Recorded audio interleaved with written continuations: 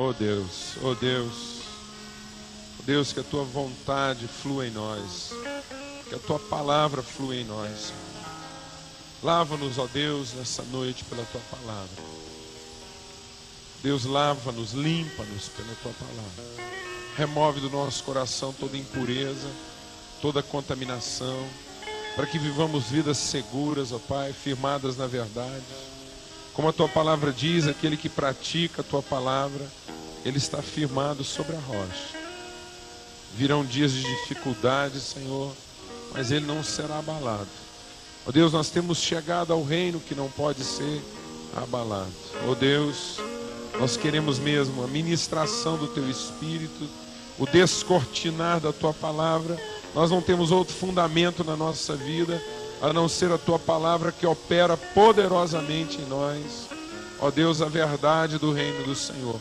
Vem Espírito de Deus, vem Espírito de Deus, e firme essa palavra em nome de Jesus.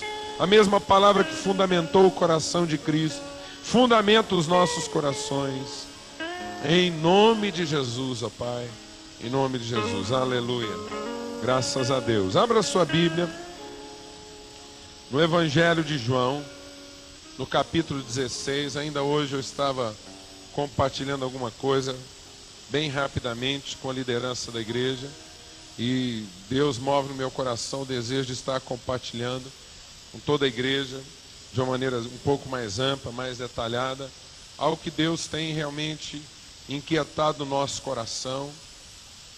E em nome de Jesus, que essa palavra sirva de edificação. Nosso Deus é o Deus que cura, nosso Deus é o Deus que sara, o nosso Deus é o Deus que liberta, que redime. Ele dá força ao cansado, Ele levanta o caído, é Ele quem ilumina os olhos ao cego. Em nome de Jesus, Deus é o Senhor da vida.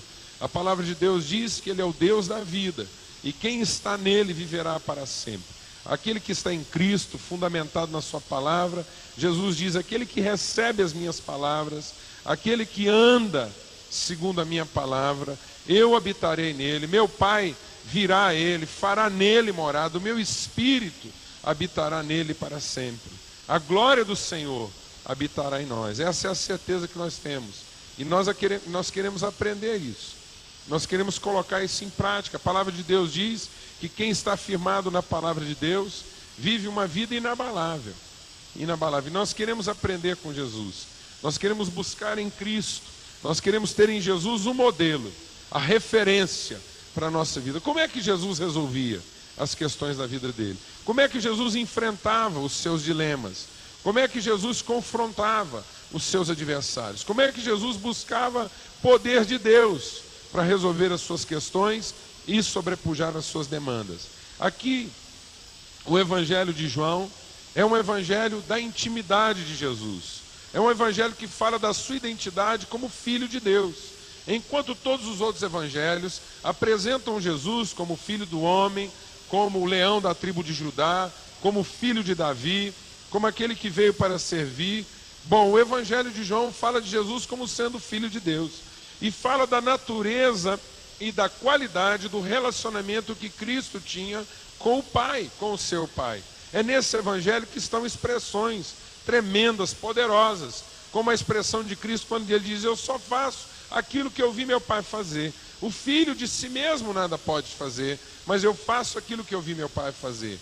É o Evangelho que fala de que Ele nos daria, Ele nos legaria como herança do seu próprio Espírito. Ele diz: da parte do meu Pai eu enviarei a vós o Consolador, que habitará convosco e que vos fará lembrar a respeito de todas as coisas.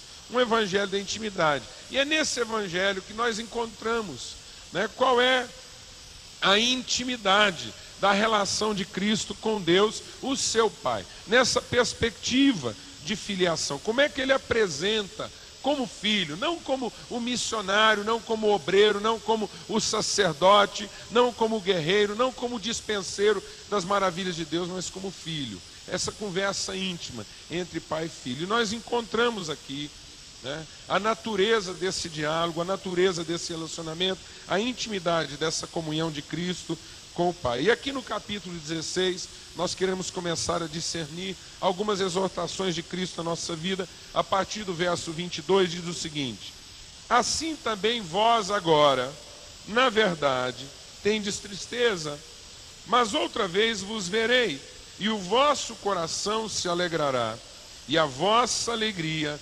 ninguém poderá tirar. Jesus está antecipando o seu sacrifício, Jesus está antecipando a sua agonia, e ele está dizendo que por um breve momento os seus discípulos serão tomados de profunda tristeza e de profundo abatimento, porque ele vai sofrer diante dos seus olhos. Ele vai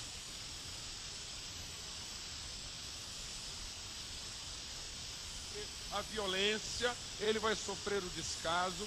Isso, sem dúvida, entristeceria o seu coração e entristeceria também o coração dos seus discípulos. Mas ele começa a falar uma vez mais sobre a anunciação da sua ressurreição e da sua vitória sobre todas as coisas. Ele diz: mas vocês não fiquem tristes, porque uma vez mais vocês me verão e eu estarei convosco. E ele já fizeram essa promessa alguns versículos antes. Ele disse aos seus discípulos: e eu enviarei o Consolador, que estará convosco para sempre. E ele habitará convosco, ele habitará em vós, não vos deixarei órfãos, voltarei para vós. Jesus está dizendo que o mesmo Espírito dele, o Espírito Santo, que é o Espírito de Cristo, habitaria em nós. Então Jesus pode dizer com segurança: uma vez mais me vereis. Não veremos apenas a Cristo ressurreto, não o veremos apenas vitorioso, ele vitorioso, mas veríamos a nós mesmos vitoriosos nele, porque na medida em que ele ressuscitou, nós também ressuscitaríamos com ele. E o mesmo Espírito que estava dando a ele a vitória sobre todas as coisas, é o Espírito que também estaria em nós e conosco, aleluia, porque ele diz: vocês me verão, mas ele não diz apenas da visualização, da contemplação física de Cristo ressurreto. Ele disse antes, ele disse: vocês me verão, porque não vos deixarei órfãos, voltarei para vós, voltarei na pessoa do Espírito Santo. O mesmo Espírito que testifica que eu sou filho, é também o mesmo Espírito que testificará em vós que vocês são filhos. Essa mesma intimidade de relacionamento com o Pai, essa mesma dependência inabalável e segura, é também a dependência inabalável e segura que teríamos com Deus. Ele diz: a vossa tristeza é temporária, porque em breve o vosso coração se alegrará, e a vossa alegria ninguém poderá tirar. E ele diz: naquele dia em que vocês me virem de novo, outra vez, em que eu derramar alegria sobre vós, deixa o Espírito de Deus falar no seu coração. No verso 23 ele diz: naquele dia nada me perguntareis. Deus começa a revelar a nós aqui um mistério de cura para o nosso entendimento, um mistério de cura para o nosso relacionamento com Deus como filhos de Deus. Ele diz: naquele dia nada me perguntareis. Em verdade vos digo, que tudo que pedirdes a meu Pai em meu nome, ele vos dará. Até agora nada pedistes em meu nome. Pedi e recebereis, para que a vossa alegria seja completa. Naquele dia, eu te digo que em verdade tudo que você pedir a meu Pai em meu nome, ele vos dará. Até agora nada pedistes em meu nome. Pedis e recebereis, para que a vossa alegria seja completa. Deixa o Espírito de Deus falar no seu coração. É Jesus que está nos exortando essa noite. Ele está dizendo a nós: até agora vocês não pediram nada em meu nome. Até agora vocês não pediram nada em meu nome. Pedi e recebereis em meu nome. Pedi ao meu Pai em meu nome e ele vos dará. Isso é promessa de Jesus. Amados, há um mistério aqui. Por que é que tantas vezes pedimos em nome de Jesus e ficamos com a impressão de que ele não nos deu ou não nos atendeu? Sendo que a promessa dele: tudo que pedirdes em meu nome, o meu Pai dará. mas até agora nada pedistes em meu nome. O nosso problema é que nós temos a tendência de achar que esse pedir em nome de Jesus funciona mais ou menos como um carimbo, uma chancela. Então nós fazemos a nossa oração, nós fazemos lá a nossa lista de petições, nós apresentamos a Deus o nosso requerimento, assinamos o nosso requerimento, e ao lado da nossa assinatura nós colocamos a chancela de Jesus, o carimbo dele. E muita gente acha que pedir em nome de Jesus é suficiente colocar, adicionar à sua oração a grife Jesus no final. Então nós fazemos a nossa oração do jeito que o nosso coração comanda, e lá no final nós concluímos: em nome de Jesus, amém. E aí a gente pensa, bom, agora está tudo resolvido, porque acabei de despachar para Deus uma correspondência em nome de Jesus, Ele vai atender. Certamente eu orei em nome de Jesus. E talvez não exista raciocínio mais equivocado no meio da igreja do que esse, de achar que adicionar o nome de Jesus no final da oração faz com que aquele pedido seja de fato em nome de Jesus. É preciso nós entendermos aqui uma distinção clara na palavra de Deus. Uma coisa é o fato de nós entrarmos na presença de Deus com toda ousadia, com toda liberdade. Deus nos deu livre acesso à presença dele através do sangue de Jesus. Ou seja, cada vez que nós nos aproximamos de Deus, Ele nos recebe, porque nós estamos lavados no sangue de Jesus e o selo de Cristo está sobre as nossas cabeças. O sangue de Jesus nos marca, há um sinal de Cristo, há um sinal da redenção, há um sinal de que os nossos pecados foram perdoados, e agora, como diz a palavra de Deus em Hebreus no capítulo 10, pelo novo e vivo caminho, o sangue de Jesus, nós podemos entrar no Santíssimo Lugar. Amém? Graças a Deus. Essa é a chancela, esse é o alvará, esse é o carimbo, essa é a grife. O nome de Jesus sobre a nossa vida, pelo qual nome nós entramos na presença de Deus. Mas agora existe a nossa relação íntima com Deus. Como é que nós vamos nos relacionar com o Deus com o qual nós passamos a conviver? Como é que nós vamos nos relacionar com o Deus ao qual nós acessamos pelo nome de Jesus? Qual vai ser o nosso diálogo? Até que ponto vai a nossa intimidade e o nosso conhecimento mútuo? E Jesus diz: até agora nada pedistes em meu nome. Pedi e recebereis, para que a vossa alegria seja completa. E aqui nós temos que fazer uma avaliação do que significa de fato pedir em nome de Jesus. Sabe o que significa pedir em nome de Jesus? Significa exatamente pedir na certeza de que estamos pedindo exatamente o que Jesus pediria em nosso lugar. É isso que significa pedir em nome de Jesus. É pedir na certeza de que conhecemos o coração de Jesus a tal ponto que é exatamente isso que ele pediria. É exatamente isso que ele faria com o seu poder, com a sua autoridade de filho, com o seu conhecimento de Deus, se ele estivesse ali no nosso lugar. É isso que significa esse contrato, essa aliança. Ora, se eu tiver uma aliança aqui com o Gilberto, e para que eu fale em nome dele, é preciso que eu represente de fato os legítimos interesses do Gilberto. Isso é que significa uma procuração nominal. Então o Gilberto me passa uma procuração nominal para que daqui por diante eu esteja credenciado a falar em nome dele. É assim que funciona. Então esse instrumento de função legal me dá direito de falar em nome do Gilberto, e esse instrumento funciona até o ponto em que eu esteja de fato totalmente identificado com aqueles que são os interesses dele. Então eu posso falar em seu nome. Eu posso representá-lo nessa petição. É isso que significa pedir em nome de Jesus. não é transferir a Jesus os nossos sentimentos, mas é buscar de Jesus os seus sentimentos e as suas motivações. Isso é pedir em nome de Jesus. E Jesus está dizendo: até agora nada pedistes em meu nome. Porque todas as vezes que vocês se aproximarem do meu Pai e falarem com Ele em meu nome, e eu estou dando a vocês a autoridade de entrarem na presença do meu Pai e falarem, e vocês mesmos pedirem a Ele em meu nome. Amados, sabe o que Jesus abriu para nós? Jesus abriu para nós o precedente de que todos nós sejamos livres sacerdotes na presença de Deus.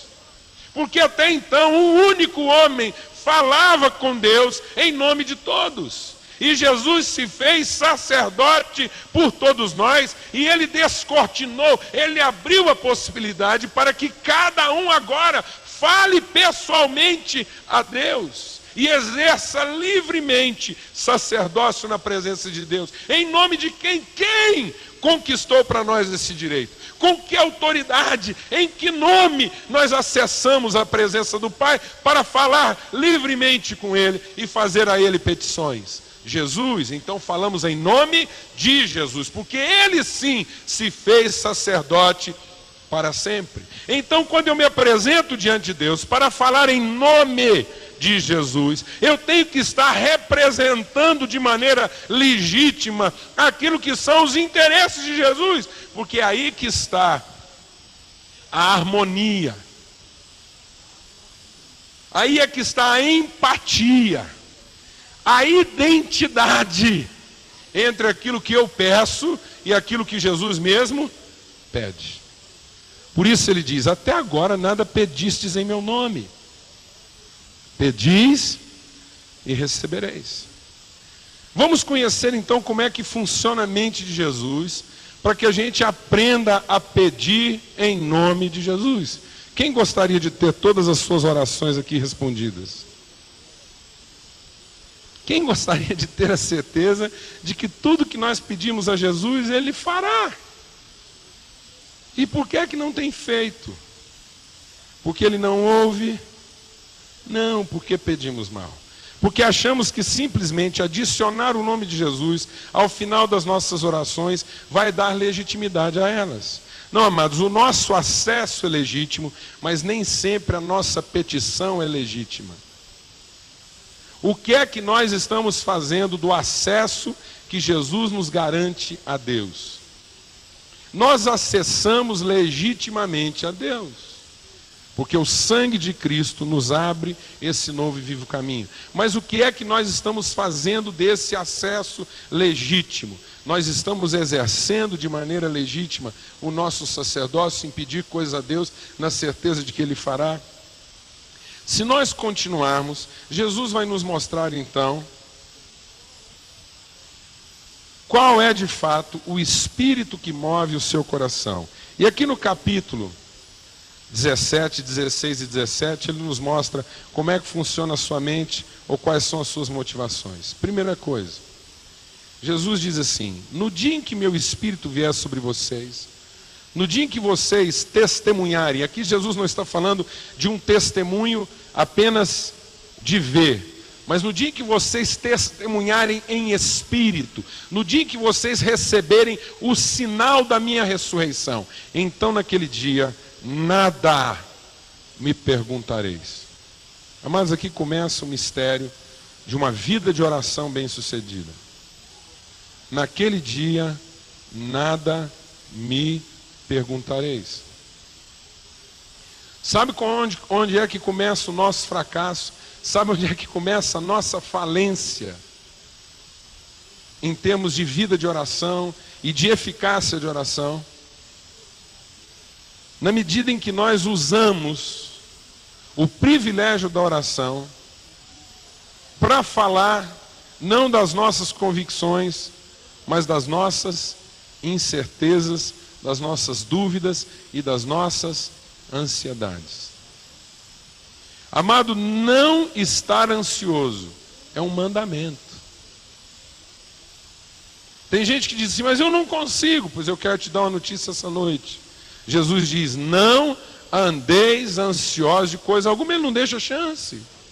Nós vamos ter que aprender a não andar em ansiedade. E a única forma de não andarmos em ansiedade é conhecer o amor de Deus. É pregar para nós mesmos o amor de Deus. É falarmos para nós mesmos do amor de Deus. É encucarmos na nossa mente o amor de Deus. É ministrarmos a nós mesmos da fidelidade, do cuidado de Deus como nosso Pai, na certeza de que Ele fez todas as coisas para nos tornar seus filhos. O interesse primeiro foi dele. O interesse maior foi dele. O empenho total foi dele. O compromisso integral foi dele. Foi Deus que fez todas as coisas para nos tornar seus filhos. A ideia saiu do coração dele. Não fomos nós que demos sugestões a Deus, no sentido de pedir que Ele nos adotasse.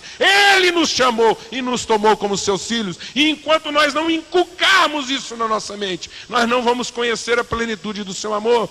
Paulo diz: eu tenho orado por vocês, igreja, e a única oração que eu faço a Deus é para que vocês sejam cheios do amor de Deus, até que a plenitude de Deus habite em vocês. Para que de uma vez por todas, todo o medo seja arrancado do nosso coração.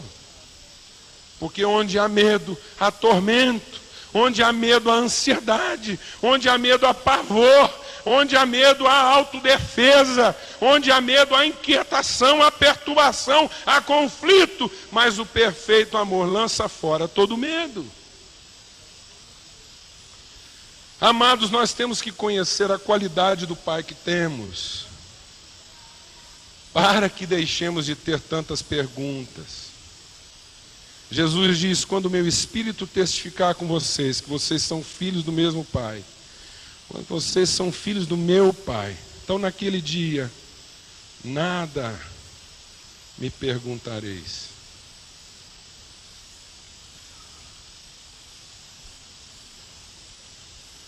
O que é que nós podemos falar a Deus a respeito de nós mesmos que Ele ainda não saiba? Que tipo de coisa nós podemos pedir para nós mesmos que Ele ainda não tenha providenciado? Que tipo de cuidados nós podemos ter pela nossa vida que Deus já não conhece? Quanto de amor nós podemos estimular no coração de Deus a respeito de nós mesmos, se chorarmos diante dele as nossas mazelas?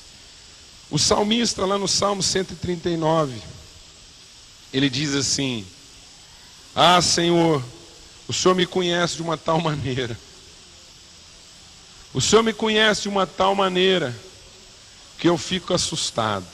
Ele diz: tal conhecimento é maravilhoso demais para mim. De que conhecimento ele está dizendo? Ele está dizendo: Senhor, tu me sondaste e tu me conheces. Ele está fazendo uma confissão de entrega. Ele está dizendo: Deus, eu não tenho perguntas a ti, porque na verdade, Senhor, tu conheces o meu assentar, tu conheces o meu levantar. De longe, diga comigo, de longe entendes o meu pensamento. Às vezes, amados, nós fazemos tanta força para nos tornarmos entendidos por Deus. Deixa o Espírito de Deus ministrar o seu coração nessa noite. De longe, Deus já entendeu todos os teus pensamentos. O salmista diz: Senhor, tu esquadrinhas o meu andar e o meu deitar, conheces todos os meus caminhos. Nenhuma palavra me chegou à língua, e tu, Senhor, já a conheces toda. Amém? Que qualidade de relacionamento nós temos tido com Deus. Às vezes, amado, tudo que nós temos falado a Deus em oração expressa não a nossa certeza do amor que Ele nos tem, mas expressa a dúvida que nós temos a respeito da qualidade de cuidado que Ele dedica a nós. Às vezes nós estamos tão cheios de ansiedade na presença de Deus, que nós falamos da incerteza que nós temos, se Ele vai cuidar bem de nós ou não. Às vezes a nossa forma de expressar fé é também uma forma de dizer que nós não confiamos nele, e que Ele será cuidadoso o suficiente. Às vezes nós falamos com Deus, dando a Ele sugestões de como é que Ele agiria melhor em nos atender. Às vezes nós queremos falar com Deus e perguntar a Ele se Ele está realmente atento à nossa necessidade. Deus, mas será que o Senhor está vendo mesmo o que eu estou passando? Às vezes nós nos relacionamos com Deus no desespero de tornar claro para Ele a agonia que vai na nossa vida e a urgência das nossas necessidades. Deus, se o Senhor não fizer algo até hoje, no final da tarde, Deus, tudo vai pelo esgoto. Deus, eu acho bom o Senhor se apressar.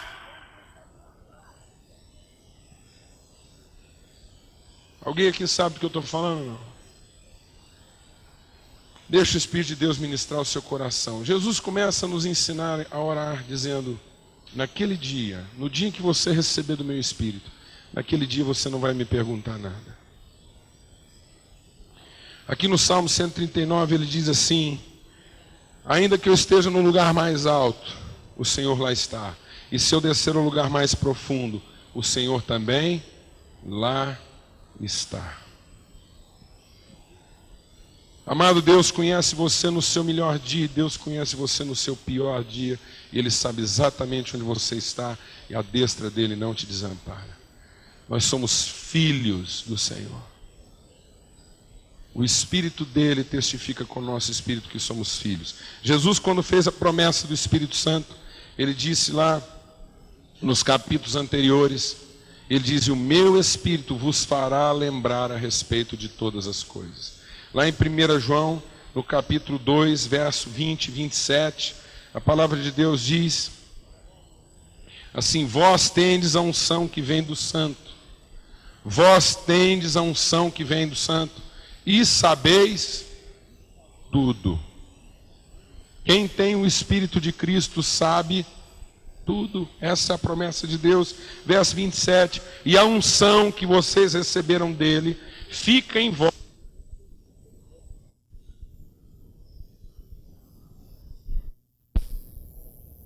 Nada, porque o meu Espírito te ensinará a respeito de todas as coisas, te ensinará a respeito do meu amor, do meu cuidado, da minha diligência, da minha fidelidade. O meu Espírito te ensinará a respeito da minha antecipação, do meu domínio, do meu senhorio.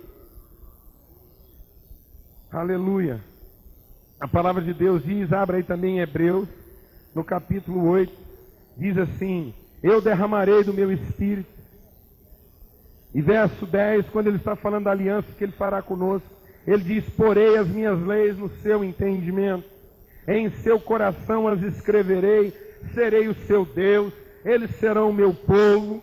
E não ensinará jamais cada um ao seu próximo, nem cada um ao seu irmão, dizendo: conhece o Senhor, porque todos me conhecerão, desde o menor deles até o maior. O Espírito mesmo escreverá no nosso coração a vontade de Deus, e todos aqueles que têm o Espírito de Deus o conhecerão. Saberão que Ele é fiel, que Ele é Deus de amor, que Ele é Deus de longanimidade, que Ele é Deus de paz, que Ele é Deus de fidelidade, que Ele não desampara o justo, que Ele não abandona a sua casa. É isso que nós temos que saber. Saber, amado, que a nossa questão está resolvida, porque somos do Senhor. E Ele não desampara os seus. Agora Jesus continua, lá em João, no capítulo 16. E Ele diz: então vocês me pedirão em meu nome, meu Pai dará, mas até agora nada pedistes. O que é que Jesus está querendo dizer com isso? Se nós olharmos aqui para João 17, nós vamos entender. Todo mundo conhece o que aconteceu com Jesus pouco antes da sua prisão. Nós sabemos que ele foi lá para o Getsêmani, e a palavra de Deus diz que o Espírito se conturbou dentro dele, de modo que ele entrou em profunda agonia, e a sua agonia foi tanta que o seu suor se tornou em grossas gotas de sangue. Jesus começou a transpirar sangue, tamanha era a sua agonia. Mas nós temos a tendência de achar, e talvez nós inferimos, nós concluímos, nós deduzimos isso por conta dos nossos sentimentos, da nossa maneira de ser, nós atribuímos os nossos sentimentos a Jesus. Ao invés de tomar os sentimentos de Jesus para nós atribuímos os nossos sentimentos a Ele. Muitas pessoas acham que toda a agonia de Jesus no Getsemane estava por conta dos sofrimentos que Ele iria sofrer. Quando Ele diz lá, Senhor, se possível, passa de mim esse cálice, nós somos levados a achar que tudo que Jesus está querendo dizer ali diz respeito ao seu sofrimento, à sua agonia na cruz, à sua crucificação. Mas não é assim, amados, porque Deus nos deu a sua palavra e Deus fez registrar o teor completo. Deus colocou na sua palavra toda a oração de Cristo no momento da sua agonia. E qual é a oração de Jesus? Está aqui em João, no capítulo 17, e a palavra de Deus diz: Pai, é chegada a hora, glorifica o teu Filho, para que também o teu Filho glorifique a ti, pois lhe deste autoridade sobre toda a carne, para que dê vida eterna a todos que lhe deste. E agora, Pai, verso 5, glorifica-me em tua presença, com a glória que tinha contigo antes que o mundo existisse. Depois ele começa a falar de quê, amados? Ele começa a falar dos seus discípulos. E Jesus vai então falando, vai conversando com Deus. Lá no versículo 10 ele diz assim: Pai, tudo que eu tenho é teu, e tudo que tens é meu, mas é neles que eu sou glorificado. Pai, está chegando a hora em que eu vou para ti. Ele está dizendo: eu já não vou ficar no mundo por muito tempo. Jesus sabia que, por pior que fosse o seu sofrimento, ele estava a poucos instantes de voltar para a presença do seu Pai. Durante 33 anos, ele sofrera a agonia.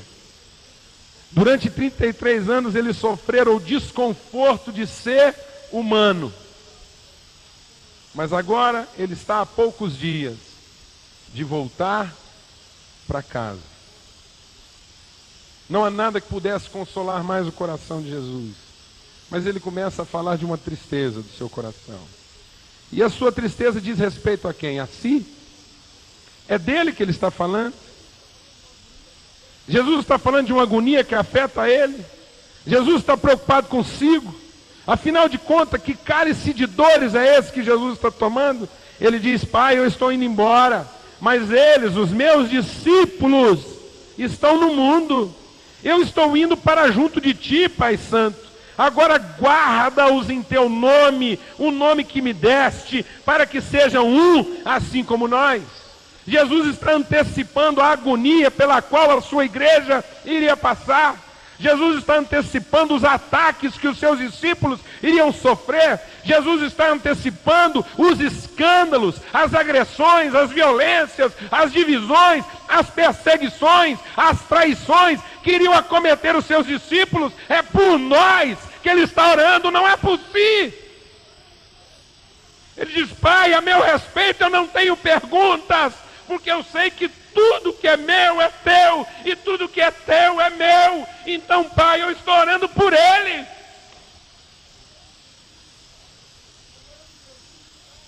Amado, Jesus está às vésperas do pior tipo de sofrimento a que uma pessoa já foi submetida.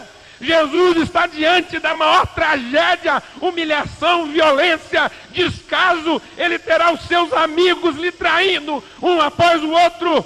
E no entanto, nesse momento, o que é que Jesus está falando com Deus? Ele está falando de nós. Porque esse é o espírito que se move no coração dele. Então, quando Jesus fala de orar em nome dele, amados, ele está falando de algo muito mais tremendo e poderoso do que simplesmente adicionar o nome dele ao final das nossas orações. Ele está falando de termos o seu espírito. Ele está falando de termos o seu caráter, a sua motivação, o seu sentimento, o seu impulso. E o que é que nós fazemos nas vésperas das nossas tribulações? O que é que nós fazemos às vésperas dos nossos sofrimentos? O que é que nós fazemos à véspera das nossas dificuldades? O que é que nós fazemos às vésperas dos nossos problemas, dos nossos desafios? Nós gastamos horas e horas e horas e horas e dias e noites chorando por nós mesmos. O que é que nós estamos fazendo com toda a autoridade que Deus nos deu? O que é que nós estamos fazendo com todo o poder que Deus disponibilizou a nós? O que significa estar totalmente identificado com Cristo Jesus? O que significa pedir em nome dEle? A palavra do Senhor diz lá em 1 Coríntios, no capítulo 11, Jesus, na noite em que foi traído, partiu o pão, deu graças. Quando Jesus está falando de ter o seu sentimento, ele chega lá na noite da comunhão, da ceia, a última ceia que ele tomaria com seus discípulos, sabendo que estão ali aqueles que vão traí-lo. Não foi apenas Judas que o traiu, a palavra do Senhor diz que nenhum dos seus esteve com ele, todos o abandonaram. Aqueles que andavam com ele abriram contra ele a sua garganta como cães famintos. E Jesus, às vésperas de ser traído pelos seus próprios amigos, ele dá graças, parte o pão com eles e diz: meus amados, eu tenho desejado ardentemente comer esse pão com vocês. Jesus, na noite em que foi traído, não foi para dentro de um quarto jejuar, lamentar a sua sorte, falar das suas vicissitudes, dificuldades, problemas. Jesus foi interceder pelos seus amigos. É isso que torna a nossa oração eficaz. Cuidar de quem Deus ama, para que Deus possa cuidar de nós. Sabe por que muitas vezes não vemos Deus cuidando das nossas coisas? Porque já tem gente cuidando delas. Nós mesmos. Sabe por que muitas vezes Deus não pode entrar na minha vida para cuidar das minhas coisas? Porque lá estou eu cuidando delas.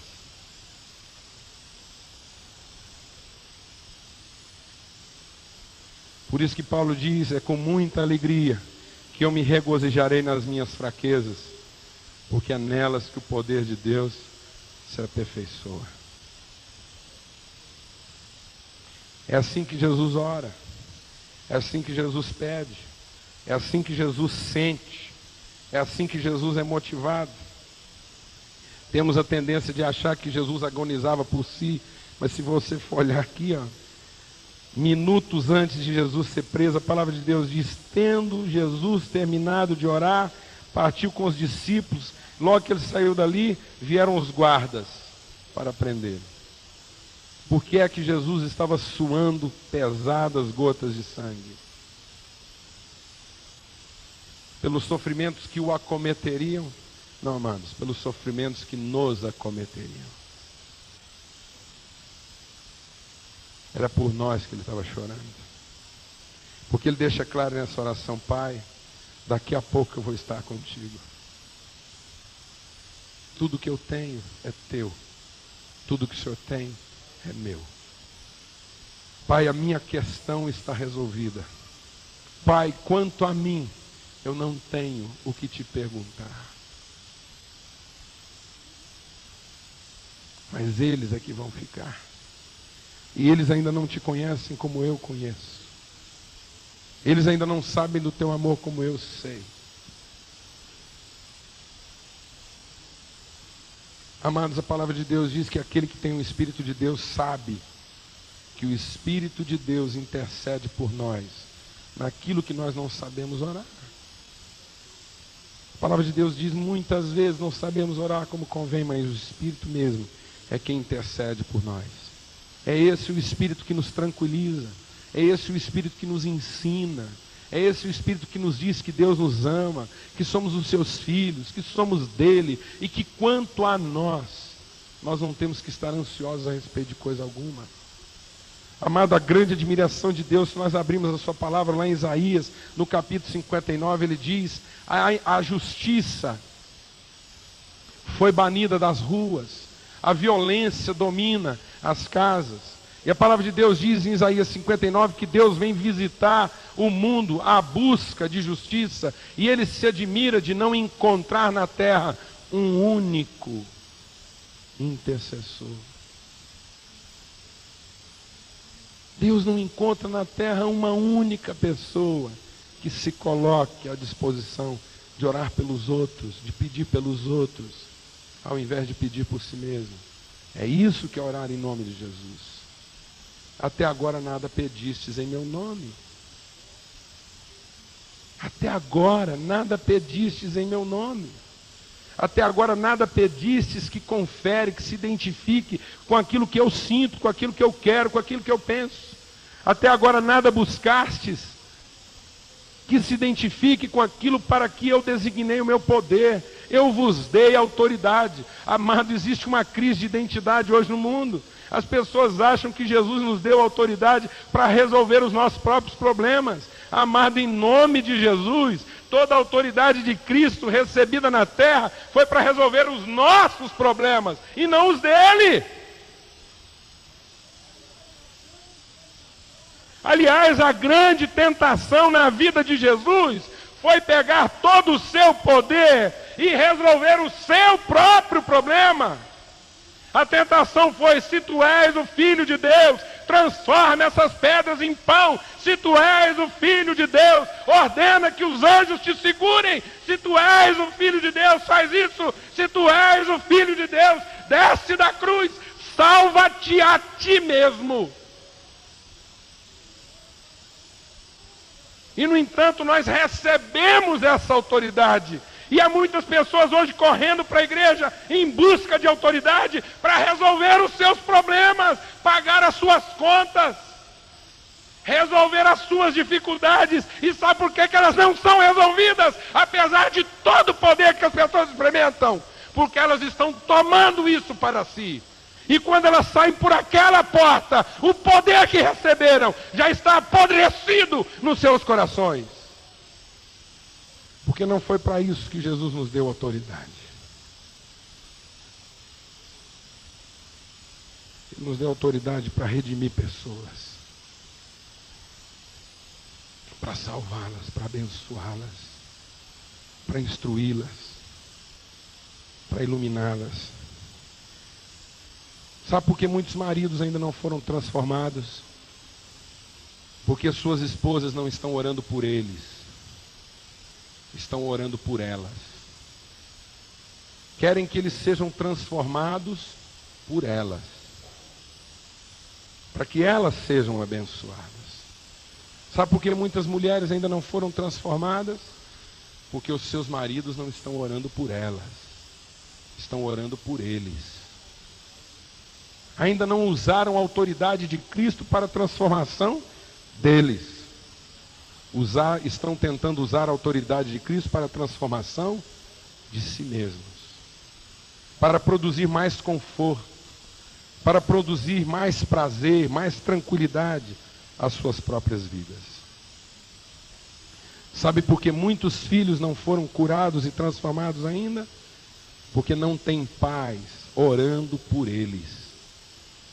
Tem pais orando por eles mesmos, na esperança de que os filhos cumpram os seus propósitos e desejos.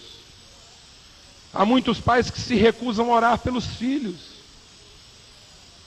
porque talvez quando Deus começar a agir na vida deles, eles se tornarão problemas maiores do que já são.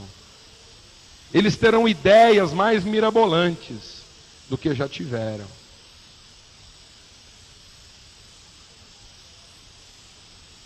Você já pensou em orar pelo seu filho? Sob o risco dele pegar todo o patrimônio que você reservou para ele, e na manhã seguinte de você ter orado por ele ter sido curado, salvo, ele resolver doar isso para as missões na China, na África, e resolver ser pobre?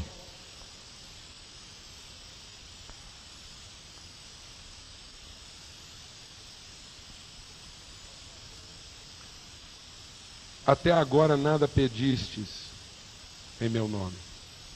Pedis e recebereis. Abra sua Bíblia e nós vamos concluir aqui em Filipenses, no capítulo 2. E diz: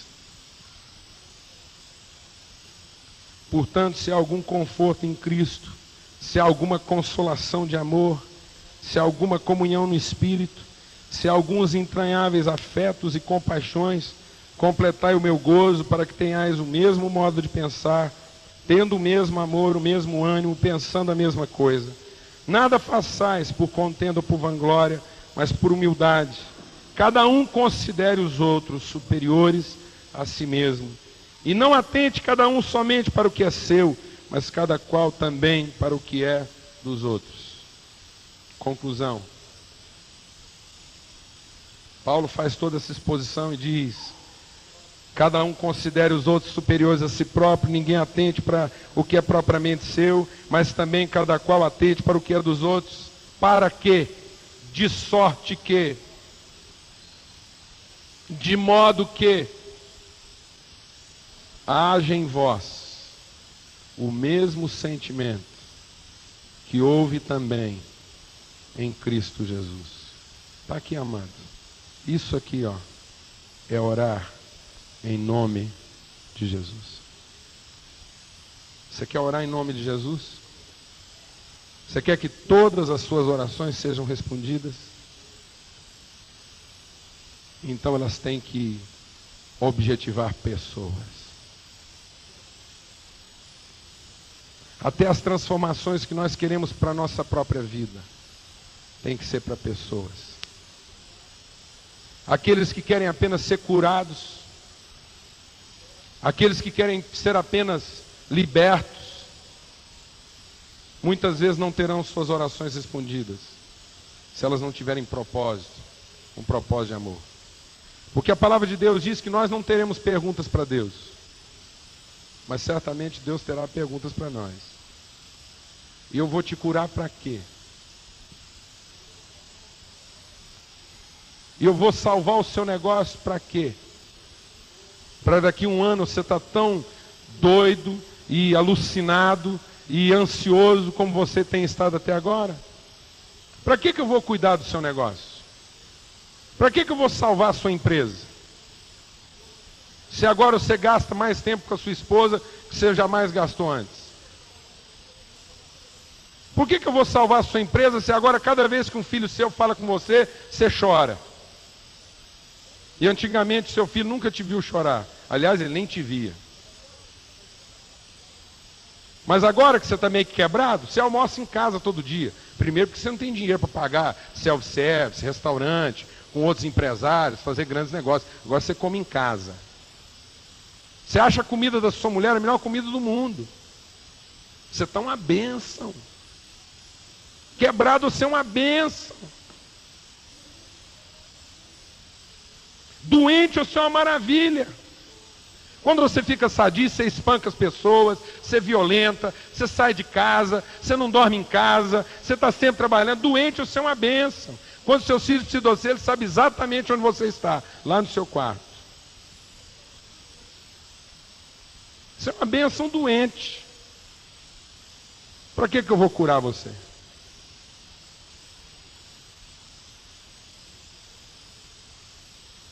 Alguém aqui está entendendo o que eu estou dizendo ou não? Amados, nós temos que saber o que nós estamos pedindo para Jesus. Porque até agora nada pedimos em seu nome. Um dia o rei Ezequias pediu 15 anos de vida para Deus. Ele estava para morrer. E Deus deu Ezequias mais 15 anos de vida. Sabe o que nasceu desses 15 anos de vida de Ezequias? Nasceu Manassés. Toda vez na palavra de Deus que Deus tem que falar de uma coisa ruim, sabe de que Deus fala? Manassés. Tudo de ruim que tem no povo de Deus, e ele quer citar alguma coisa ruim, indesejável, intragável, ele diz Manassés. Sabe o que Ezequias ganhou dos 15 anos que ele pediu a mais para Deus? Ele ganhou Manassés. porque ele não sabia o que fazer desses anos. A questão de Ezequias não era viver, a questão de Ezequias era não morrer. E se Deus te curar, você vai viver? Ou você vai continuar não morrendo? Qual o seu propósito? Qual o objetivo da sua vida? Para que é que nós estamos orando? A palavra de Deus diz: pedis e não recebeis. Sabe por quê? É simples. Porque pedis mal, para gastardes em vossos próprios deleites. Até agora nada pedistes em meu nome.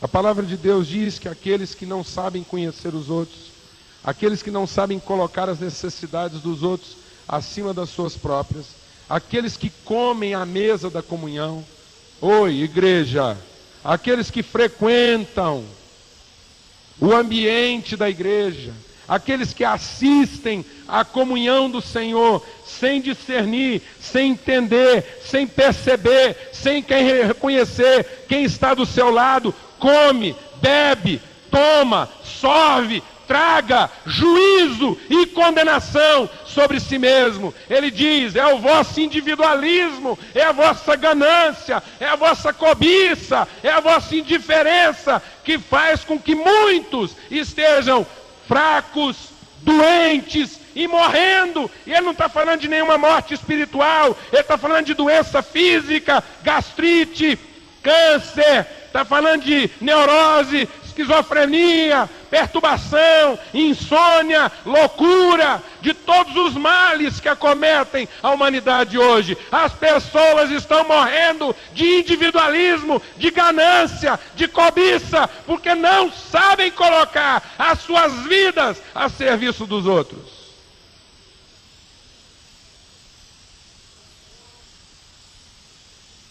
Quem come e bebe sem discernir comunhão, sem reconhecer o próximo, come e bebe juízo sobre si. Até agora nada pedistes em meu nome. Pedi e recebereis. Vamos ter uma palavra de oração. Você quer cura na sua vida? Quem quer cura na sua vida aqui? Em todas as áreas. Quer cura mesmo, amado? Então fala: Deus, eu sei que tudo que eu tenho é teu, e tudo que o Senhor tem é meu. Se eu vivo, é para o Senhor que vivo. Se eu morro, é para o Senhor que eu morro. É isso que cura, amados. É isso que faz com que a vontade de Deus se estabeleça na nossa vida. É isso que faz com que Deus tenha prazer na nossa vida. Porque se for só por uma questão de salvar, amados, se for só para nos salvar, deixa o Espírito de Deus falar ao seu coração nessa noite. Se todo o nosso tempo de oração, amado, se tudo que nós estamos pedindo para Deus é bem-estar, se tudo que nós estamos pedindo para Deus é conforto, se tudo que nós estamos pedindo para Deus é os nossos problemas pessoais resolvidos, se tudo que nós estamos pedindo para Deus é que Ele nos liberte da falta de dinheiro, da dificuldade, se tudo que nós estamos pedindo para Deus é que Ele nos liberte da enfermidade, eu vou dizer uma coisa para você: não tem lugar melhor do que o céu. Continue a pedir isso, e você vai morrer mais depressa do que você imagina, porque a melhor maneira de Deus te abençoar é te levar para casa. Porque nesse mundo é agonia, é tribulação, é luta, é dificuldade, é testemunho, é cruz, é sangue em favor dos outros. E se estamos aqui, é para manifestar a glória de Deus a quem ainda não o conhece. Quem quer conforto, quem quer garantias, quem quer estabilidade, quem quer comodidade, ar-condicionado ligado o dia inteiro, continue a orar assim. E você vai para casa muito mais cedo do que você imagina. Abençoadíssimo, graças a Deus. Amém? Você está entendendo isso aí, amado? Aleluia. Deus de graça e de misericórdia. Se estamos aqui nesse mundo, Senhor, é para manifestar a Tua glória. Se estamos aqui nesse mundo, ó Deus, é para manifestar as virtudes do Senhor, que nos tirou das trevas para a Sua maravilhosa luz. Nós não temos o que te perguntar, ó Deus. O que nós temos para pedir nessa noite é que o Senhor sonda o nosso coração, esquadrinha, vê se há em nós, ó Deus, algum caminho mau. Ó Deus, identifique em nós onde estão os caminhos da ganância, da cobiça, da vaidade. Leva-nos para o caminho da eternidade. Senhor, que a partir daqui nós sejamos instrumentos de cura na nossa casa, instrumentos de libertação, Senhor. Que a nossa vida tenha propósito. Ó Deus, que a nossa vida tenha propósito, em nome de Jesus. Que cada minuto nosso, que cada tempo nosso nesse mundo seja para a manifestação da Tua glória. Ó Deus de misericórdia, que seja voltado para dar, para repartir daquilo que temos com o Senhor. Porque é certo que, ó Deus, tudo que temos é do Senhor, e tudo que o Senhor tem é nosso. O Senhor já colocou à nossa disposição. Agindo o Senhor a nosso favor, quem impedirá? Quem nos separará do Teu amor, ó Deus, revelado em Cristo Jesus?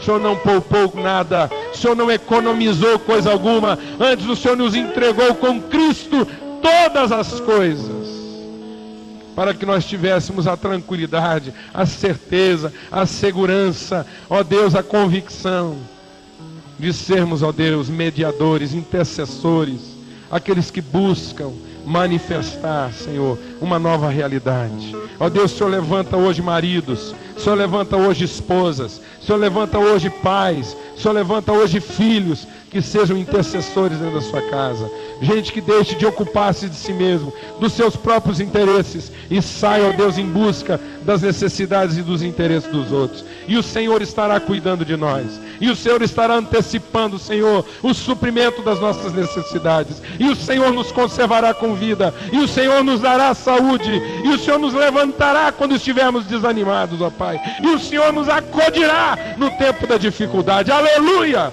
Bendito é o Teu nome, porque somos Teus. Porque somos Teus. Em nome de Jesus. Amém. Graças a Deus. Aleluia. Você está alegre, amado? Faça diferença na sua casa. Diga para quem está do seu lado aí, faça diferença na sua casa. Seja um intercessor. Seja um intercessor. Diga para o seu irmão aí, até agora você não pediu nada em nome de Jesus.